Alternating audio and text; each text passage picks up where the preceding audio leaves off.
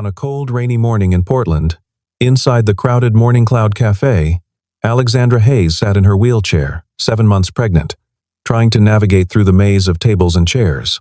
People glanced away. No one moved. Her wheel caught on a chair leg. She bent her head, tears mixing with the steam rising from hot coffee cups around her. Then a deep voice cut through the noise. "Excuse me, let me help." A tall man gently pulled a chair aside, clearing a path for her, while a small girl beside him smiled at Alexandra. The entire cafe fell silent. The morning light filtered through the cafe windows, casting golden patterns across the wooden floor. The sound of the espresso machine hummed beneath the patter of rain on the awning outside. This place, Morning Cloud Cafe, was where office workers stopped every morning before heading to their desks in the glass towers downtown. It was a world of rushing feet and urgent phone calls. A place where two very different lives were about to collide. Alexandra Hayes was 29 years old, with long blonde hair that fell past her shoulders, and a face that would have been beautiful if not for the exhaustion etched into every line. 2 years ago, she had been an interior designer at Whitestone Design, one of the most prestigious firms in the city. She had an office with windows overlooking the river. She had clients who trusted her vision. She had a future that gleamed as brightly as the chrome fixtures she loved to specify in her designs. Then came the accident. A drunk driver, a guardrail, and the sound of metal crushing metal. When Alexandra woke up in the hospital, she could not feel her legs. The doctors spoke in careful, measured tones about spinal cord injuries and rehabilitation. They used words like permanent and adaptive. But the hardest word was the one her boyfriend said when he walked out of her hospital room and never came back. Leon Walker had been handsome, ambitious, and utterly convincing when he promised her forever. But forever ended the moment he learned she was pregnant. He had been the one driving that night, too drunk to see the road, too angry to care. When the car crashed, he walked away with scratches. Alexandra lost her legs, her career, and the man she thought loved her. He took their shared bank account and disappeared, leaving her with medical bills she could not pay and a baby she would have to raise alone. Her father, Henry Hayes, came to the hospital once. He stood at the foot of her bed, his face carved from stone, and said, "You have shamed this family." He refused to acknowledge the grandchild she carried, cut off all support, and left her to face her new reality without him. Alexandra lost her job. Her friends stopped calling. She moved from her bright apartment to a cheap one-bedroom in a neighborhood where the heat barely worked, and the elevator was always broken. But she learned to survive. She taught herself to cook from a low stool, to reach high shelves with grabber tools, to fix her wheelchair when it broke because she could not afford repairs. She applied for jobs everywhere, hoping someone would see past the wheelchair and give her a chance. The folder in her lap this morning held her 37th rejection letter. Carter Flynn was 34 years old, with sun-weathered skin, dark brown hair, and the kind of broad shoulders that came from years of physical work. He had once been an aerospace engineer, designing systems for commercial aircraft, working in a clean room with blueprints and precision instruments. Then his wife died, and everything changed. Sarah had been sick for 8 months before the cancer finally took her. Carter had spent those months in hospital waiting rooms, holding her hand through chemotherapy, and learning to braid their daughter's hair because Sarah's hands shook too much to do it herself. After the funeral, he looked at his 7-year-old daughter, Audrey, and made a choice. He could keep his engineering job with its 60-hour weeks and constant travel. Or he could be there when Audrey woke up from nightmares about her mother. He quit the next day. Now he ran a small repair business from his garage, fixing furnaces and leaky pipes and broken appliances. The money was tight, but he was home when Audrey got off the school bus. He could make her breakfast and help with her homework, and answer her questions about why Mommy had to go to heaven. Audrey was his world, a bright-eyed girl who loved to draw and ask impossible questions and believed that her father could fix anything. This morning, Carter had brought Audrey to her art class downtown, and they had stopped at Morning Cloud Cafe to get her hot chocolate before drop-off. He was thinking about the 3 repair calls he had scheduled for the afternoon when he saw the woman in the wheelchair struggling to get through the crowded cafe. He saw the people looking away, pretending not to notice. He saw her wheel catch, saw her head drop, saw the defeat in the curve of her shoulders. He did not think. He just moved. "Excuse me, let me help." He pulled a chair aside, then another, creating a clear path to an empty table near the window. "There you go." Alexandra looked up at him, and for a moment she could not speak. When people looked at her these days, they either stared with pity or avoided her eyes entirely. This man did neither. He looked at her the way he might look at anyone, with simple kindness and no judgment at all. "Thank you," she whispered, trying to keep her voice steady. "I can manage." "I know you can," Carter said, and his smile was genuine. "But everyone needs a place to sit." Audrey stepped forward, her small hand holding out a napkin. "You dropped this, miss." She had not dropped anything, but the gesture was so sweet that Alexandra felt tears sting her eyes. "Thank you, sweetheart." Alexandra took the napkin, noticing the girl's bright purple backpack and the paint stains on her fingers. They sat at the table together, an unlikely trio in a crowded cafe. Alexandra explained she was waiting for a job interview. Carter told her he used to work in aerospace, but quit to raise his daughter. They talked about design and engineering, about loss and the small victories of everyday survival. Audrey showed Alexandra her sketchbook, full of drawings of birds and flowers and a house with hearts for windows. "Why are there hearts?" Alexandra asked, smiling for the first time in weeks. "Because that's where love lives," Audrey said matter-of-factly, as if it were the most obvious thing in the world. Carter looked at Alexandra and saw something in her eyes that he recognized. It was the same look he had seen in his own mirror after Sarah died. The look of someone who had survived something terrible and was still trying to figure out if survival was worth it. He pulled out a napkin and wrote his phone number on it. "If you ever need anything fixed," he said, sliding it across the table. "I'm pretty good with repairs." Alexandra stared at the napkin. She wanted to say she did not need help, that she could take care of herself. But the truth was, her apartment was falling apart, and she could not afford to hire anyone. More than that, there was something about this man that made her feel safe, not pitied, not patronized, just seen. "Thank you," she said again, tucking the napkin into her purse. She did not promise to call, but she did not throw it away either. 2 hours later, Alexandra sat in the reception area of Cascade Property Management, waiting for her interview. The office was modern and sleek, with glass walls and minimalist furniture. The receptionist had looked at her wheelchair with barely concealed discomfort when she arrived. When the manager finally called her in, he spent exactly 4 minutes glancing at her resume before saying, "We really need someone who can be more mobile in this position." Alexandra felt the words like a slap. "I can do everything the job requires," she said, trying to keep her voice level. "I have 5 years of experience in—" "I'm sure you're very capable," the manager interrupted, already standing. "But we need to move in a different direction. Thank you for coming in." She left the building and sat in the rain, looking up at the tower where people with working legs and stable lives moved from floor to floor, never thinking about how lucky they were. The rain soaked through her jacket. Her wheelchair squeaked as she turned toward the bus stop.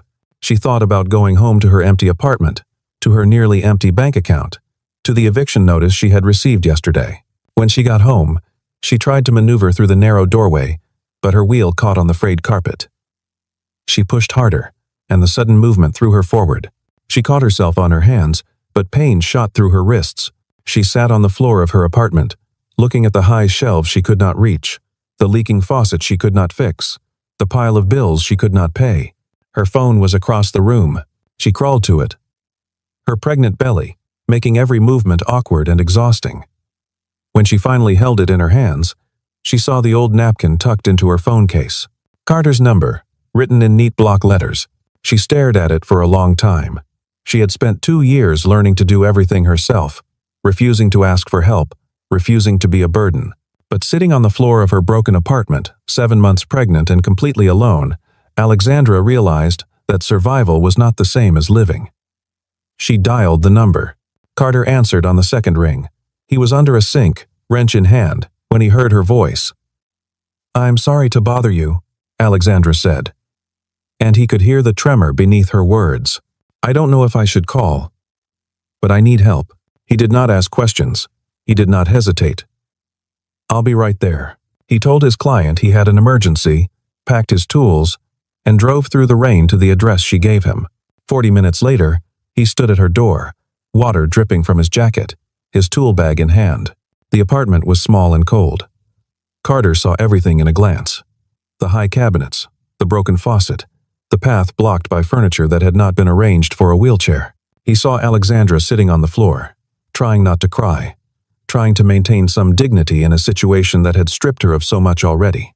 He set down his tool bag and knelt beside her. "Let's get you up first," he said gently. He helped her back into her chair, his movements careful and respectful. Then he looked around the apartment. "Okay, if I make some changes." Alexandra nodded, not trusting herself to speak. For the next 3 hours, Carter worked. He lowered the cabinets she used most often. He fixed the dripping faucet and the loose doorknob. He rearranged furniture to create wider pathways. He installed grab bars in the bathroom and adjusted the height of her bed. He did not talk much, just worked steadily while Alexandra watched, feeling something shift inside her chest. He did not treat her like she was helpless. He asked permission before moving anything. "Can I shift this table? Do you use this shelf? Where would you like this to go?" He respected her space, her autonomy, her right to make decisions about her own life. When Audrey arrived after art class, brought by a neighbor Carter had called, the little girl ran to Alexandra with a new drawing.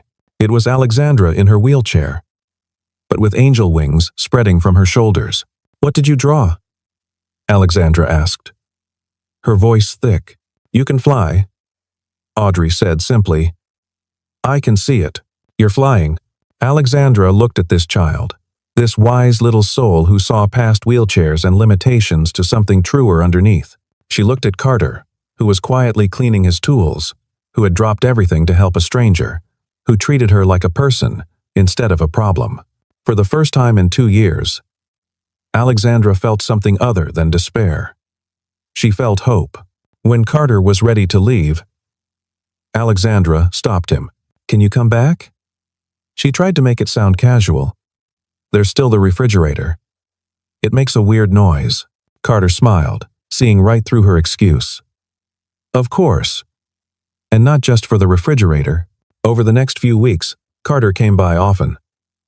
Sometimes to fix something, sometimes just to check in. Alexandra found herself looking forward to his visits, to the sound of his truck pulling up outside, to Audrey's chatter about her day at school. She found herself smiling more, sleeping better, thinking that maybe she could build something from the ruins of her old life. Then Leon came back. He appeared at her door on a Tuesday morning, wearing an expensive suit and a practiced expression of remorse. "Alexandra," he said, as if her name tasted sweet in his mouth. "I've been thinking about you. About us. About the baby." Alexandra felt her stomach turn. "There is no us. I know I made mistakes," Leon continued, his voice smooth as oil. "But I want to make it right. I want to be a father to our child. I want to take responsibility." Behind him stood another man, older, with silver hair and a briefcase. "This is Clinton Rhodes," Leon said. "He's a lawyer. He's here to help us figure out the best arrangement for the baby." Alexandra felt ice run down her spine. "Arrangement?" Clinton Rhodes smiled, and it did not reach his eyes. "Mr. Walker wants to ensure the child has the best possible life. Given your circumstances," he glanced meaningfully at her wheelchair, "we think it would be in everyone's best interest to establish a clear custody agreement." "Custody?" Alexandra's voice rose. "You abandoned me. You caused the accident that put me in this chair. And now you want my baby?" "Our baby," Leon corrected softly. "I'm the father. I have rights. And, let's be honest, Alexandra, how are you going to take care of a child when you can barely take care of yourself?" The words hit like physical blows. Alexandra had spent months preparing to raise this child alone, reading books about parenting from a wheelchair, setting up a nursery in her tiny apartment, learning to do everything one-handed while holding a baby. And now this man, the one who had destroyed her life, was threatening to take the one thing she had left. "Get out," she whispered. "We're not leaving until you look at our proposal," Clinton said, pulling papers from his briefcase. "We're offering you $50,000 to sign over custody." You can visit the child, of course, but primary custody would go to Mr. Walker and his family. I said, get out. Alexandra's voice broke, and she hated herself for it. Hated the tears that spilled down her cheeks. Hated the way they looked at her with something between pity and contempt. Leon leaned in close. You're just a cripple living in a slum. Who's going to believe you can be a mother? Think about what's best for the baby, not your pride. The door opened behind them. Carter stood there, having let himself in with the spare key Alexandra had given him. He took in the scene in an instant. Alexandra's tears, the lawyer's briefcase, Leon's smug expression. She asked you to leave, Carter said quietly, but there was steel beneath the words. Leon turned, sizing Carter up with obvious disdain. And who are you? The handyman? This is a family matter. I'm someone who respects her, Carter said. Which is more than you ever did. He stepped forward, making his considerable size clear. You need to go. Now. Clinton Rhodes straightened his tie. We'll be back with a court order if necessary. Mr. Walker has rights, and we intend to exercise them. He handed Alexandra a business card. Think about our offer, $50,000, or a long, expensive legal battle you cannot afford. After they left, Alexandra sat shaking. Carter knelt beside her chair, his hands gentle on hers. Don't sign anything, he said. We'll find a real lawyer. We'll fight this. With what money? Alexandra asked bitterly. I can't even afford to fix my toilet without help. How am I supposed to hire a lawyer to fight Leon and his family? We'll figure it out, Carter promised. But even as he said it, he felt a cold weight in his chest, because he had recognized something about Leon Walker. The expensive suit. The confident smirk. The way he talked about the accident, as if it were nothing. That night, Carter could not sleep. He sat at his kitchen table with his laptop, searching through news archives, following a thread of memory that would not let him rest. 3 years ago, there had been a drunk driving accident on the Morrison Bridge, a hit and run. The other car had been driven by a woman named Sarah Flynn, who died 2 days later in the hospital. The driver of the first vehicle had never been caught, but witnesses had reported a luxury sedan with damage to the front end. Carter pulled up the police report he had filed after Sarah's death. He looked at the photos of her car, the angle of impact, the description of the other vehicle. Then he searched for Leon Walker, found his business address, and scrolled through photos on the company website. There, in the parking lot behind Leon's office, was a silver sedan with a barely noticeable repair to the front bumper. Carter's hands began to shake. He cross-referenced the dates. Leon's accident with Alexandra had happened 8 months after Sarah's death. The timeline fit. The vehicle matched. Leon Walker had not just destroyed Alexandra's life, he had destroyed Carter's too. The next morning, Carter drove to Alexandra's apartment. She saw something different in his face. Something dark and barely controlled. What's wrong? She asked. Carter sat down across from her and told her everything.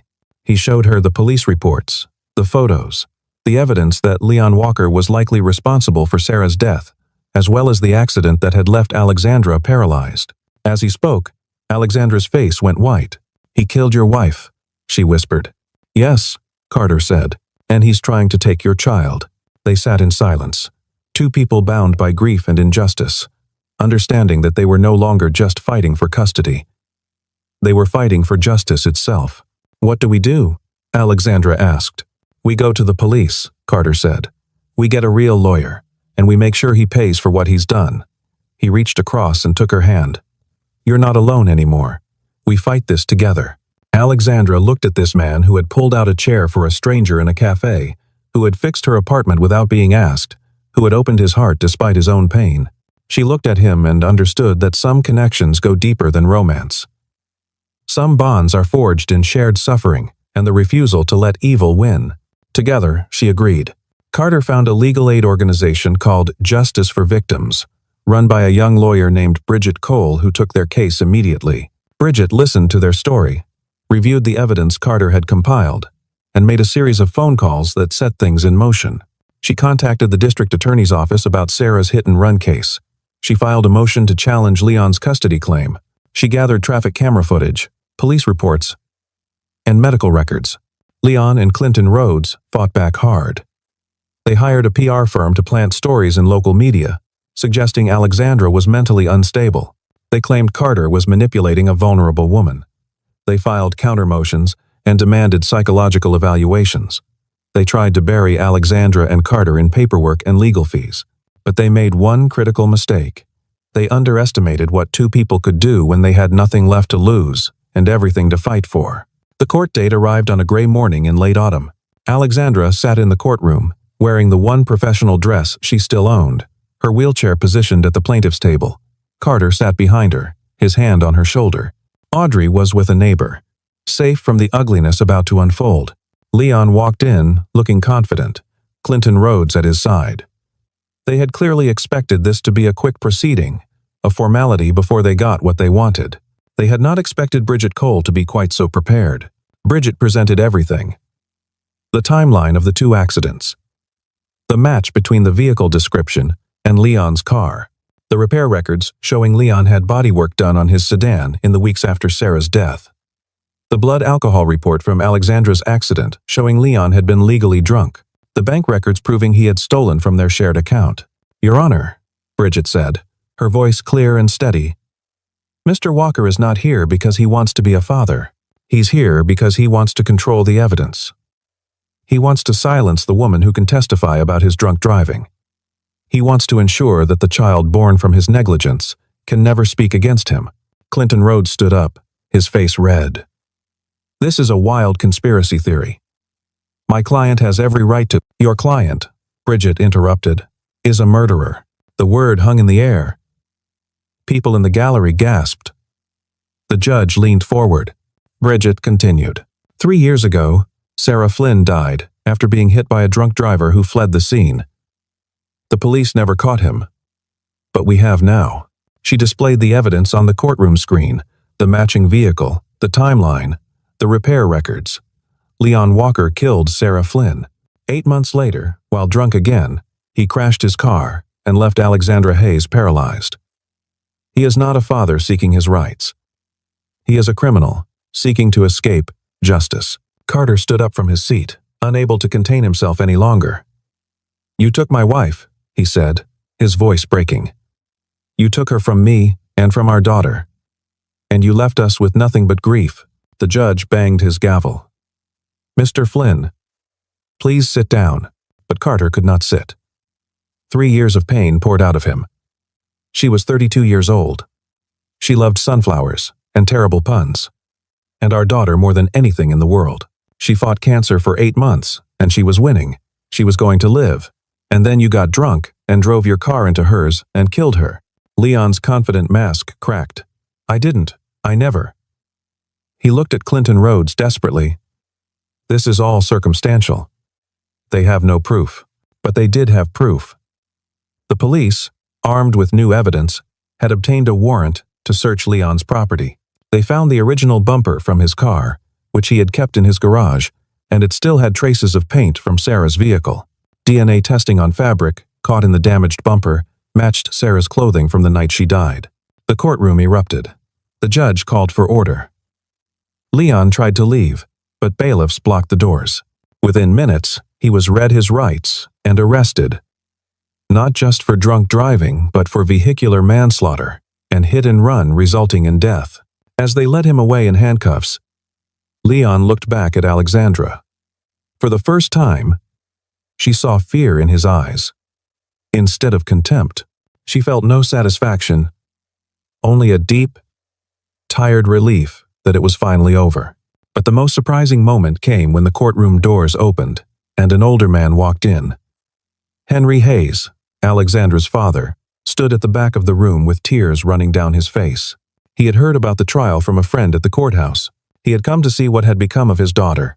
"Alexandra," he said, his voice rough with emotion. "I was wrong. I was so wrong." He walked forward slowly, uncertain of his welcome. "I let my pride matter more than my child. I abandoned you when you needed me most. Can you forgive me?" Alexandra looked at the father who had called her a shame to his family, who had cut her off and left her to struggle alone. She could have turned him away. She had every right to refuse him, but as she looked at his grief-stricken face, she understood something important. Forgiveness was not about forgetting or excusing. It was about releasing the poison that hatred breeds. "Yes," she said quietly. "I forgive you." Henry Hayes dropped to his knees beside her wheelchair and wept. "I'll make it right," he promised. "However long it takes, I'll make it right." The judge cleared his throat. "In light of these revelations, I am denying Mr. Walker's petition for custody. Full parental rights remain with Miss Hayes." He looked at Alexandra with something like respect. "You have shown remarkable courage. I wish you and your child all the best." Outside the courthouse, the press had gathered, drawn by the dramatic nature of the case. Alexandra gave a brief statement, her voice steady. "This was never about money or revenge. This was about protecting my child and finding justice for a woman I never met, but whose husband showed me what real strength looks like." She glanced back at Carter, who stood behind her with his daughter. The settlement from Leon's insurance, combined with the restitution ordered by the court, gave both Alexandra and Carter financial stability for the first time in years. Henry Hayes sold his large, empty house and moved into an apartment near Alexandra. He spent his days learning to be the father and grandfather he should have been all along. Alexandra used part of her settlement to open a small design studio specializing in accessible interior design for people with disabilities. She hired Carter as her technical partner. Combining her design vision with his engineering expertise, they created furniture that was beautiful and functional, spaces that worked for bodies that moved differently, homes that did not make people feel like burdens. Their partnership was professional at first, but something deeper was growing between them. They had been through hell together and come out on the other side. They understood each other's pain. They had seen each other at their worst and their best. The love that developed was not the wild, passionate kind that burns hot and fast. It was the steady, enduring kind that survives storms. Audrey loved Alexandra from the beginning. She brought her drawings, asked questions about the baby, and started calling her Miss Alex. Then just Alex. Carter watched his daughter's face light up around this woman and felt something in his chest both break and heal at the same time. Sarah would have liked Alexandra, he thought. She would have wanted him to find someone who understood loss and chose joy anyway. One evening, as they worked late in the studio, Carter reached across the drafting table and took Alexandra's hand. "I need to tell you something," he said. Alexandra looked up, heart suddenly pounding. "When I pulled out that chair in the cafe, I thought I was just being polite," Carter said. "I didn't know I was pulling out a chair for the person who would change my life. Who would give me a reason to believe in second chances?" He took a breath. "I love you, Alexandra. Not because I feel sorry for you, or because we went through something difficult together. I love you because you're strong and kind, and you make terrible jokes, and you let Audrey paint your wheelchair pink last week, even though I know you wanted to say no." Alexandra laughed through tears. "It is very pink. Extremely pink," Carter agreed, smiling. "Will you let me be part of your life? Really part of it? Not just as a friend or a business partner, but as someone who wants to wake up next to you and raise kids together and fix broken faucets at 2 in the morning? That's the most romantic thing anyone has ever said to me," Alexandra said, and she meant it. Because it was not about grand gestures or perfect words. It was about choosing to show up every day for all the messy, difficult, beautiful moments of real life. "Is that a yes?" Carter asked. "That's a yes." 2 months later, Alexandra gave birth to a baby boy they named Finn. Carter was there for the whole thing, holding her hand through contractions, cutting the umbilical cord, cradling the baby with the expertise of someone who had done this before. Audrey, allowed into the room after Finn was cleaned up, kissed her new brother on the forehead and whispered, "Hi, Finn. I'm your big sister. I'll teach you how to draw." Henry Hayes stood in the corner, tears streaming down his face, holding a stuffed elephant he had bought from the hospital gift shop. "Thank you," he said to Alexandra. "Thank you for letting me be here." Alexandra looked at her father, at Carter, at her children, at this family that had been built from broken pieces. "Thank you for coming back," she said. 6 months after Finn was born. On a bright Saturday morning, Carter loaded everyone into his truck and drove to Morning Cloud Cafe. It was the first time Alexandra had been back since that rainy day, when a stranger had pulled out a chair and changed everything. The cafe looked exactly the same. The same golden light on the wooden floors. The same smell of coffee and cinnamon. The same mix of hurried customers and lazy weekend readers. Carter parked and helped Alexandra with her wheelchair, now adorned with pink flowers that Audrey had painted. Finn slept in a carrier strapped to Carter's chest. Audrey ran ahead, bursting with excitement. When they entered, a few people glanced over, then went back to their drinks. But Audrey would not let them be ignored. She ran to an empty table by the window and pulled out a chair with great ceremony. "This one's for you, Alex," she announced loudly enough for half the cafe to hear. Alexandra wheeled over, her face bright with laughter. She settled into the space, and Carter sat beside her, still wearing their sleeping baby. Audrey climbed into the chair on Alexandra's other side and started coloring on napkins with the crayons she always carried. Carter looked at Alexandra, at her hand resting on his arm, at the light in her eyes that had not been there 8 months ago. "Do you remember what you were thinking that first day?" he asked quietly. Alexandra considered the question. "I was thinking that I didn't exist," she said honestly. "That I had become invisible, that the world saw a wheelchair and nothing else. And now? Now I think visibility is overrated," Alexandra said, smiling. "What matters is being seen by the right people." Carter leaned over and kissed her forehead, careful not to wake Finn. "I pulled out a chair for a stranger once," he said. "Now, she's my home." Audrey looked up from her drawing. "Can I be in your home too?" "You already are, sweetheart," Alexandra said, ruffling the girl's hair. "You were there from the beginning." They sat in the cafe as the morning light grew stronger, as customers came and went, as life moved around them in its endless hurry. But in their corner by the window, time felt slower, sweeter, like something precious they had all learned not to take for granted. Because sometimes kindness is not about grand gestures or perfect moments. Sometimes it is just about pulling out a chair, about making space for someone when everyone else looks away, about choosing, again and again, to see the humanity in another person even when the world makes it easy to ignore. And sometimes, that one small choice changes everything. The chair becomes a threshold. The stranger becomes family. The loneliest moment becomes the beginning of coming home. The cafe door opened, letting in the sound of the city and a gust of cool morning air. Somewhere in the background, the espresso machine hissed and gurgled. Audrey hummed while she drew. Finn made small, sleeping noises against Carter's chest. And Alexandra looked around at this life she had built from rubble and thought that she had never been more grateful to be seen, to be known, to be exactly where she was. Outside, rain began to fall again, soft and steady, washing the streets clean.